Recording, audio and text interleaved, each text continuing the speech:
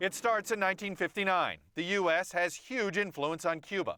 But a group of guerrilla fighters led by Fidel Castro overthrows Cuban President Fulgencio Batista and establishes a socialist revolutionary state.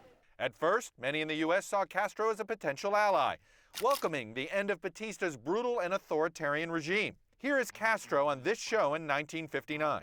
Democracy is my idea, real. I am not communism. I am not agree with communism. But fast forward to 1961, the height of the Cold War.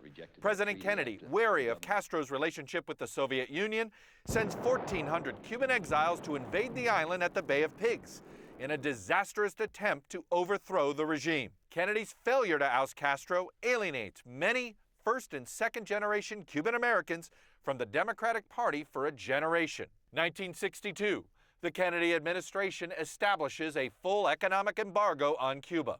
That October, the Cuban Missile Crisis. U.S. spy satellites discover Soviet nuclear missiles on the island. The president orders a full naval blockade of the island.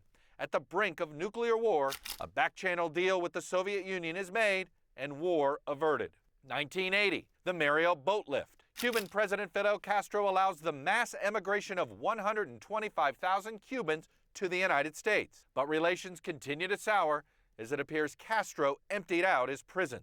More trouble in the 90s. Cuba shoots down 2 civilian aircraft operated by an American anti-Castro group, prompting Congress to pass the Helms-Burton Act, codifying the embargo into U.S. law and making it impossible for the president to end it unilaterally. In 2000, Cuba back in the spotlight. The immigration status of a young Cuban boy transfixes the nation.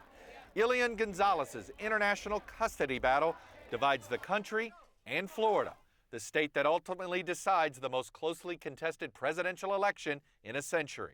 2014, a half century later, a break in the stalemate, something that candidate Obama hinted at. It's time for more than tough talk that never yields results. It's time for a new strategy. The prospect of normalized relations with Cuba on the horizon, but steep challenges ahead in the form of potential opposition on Capitol Hill.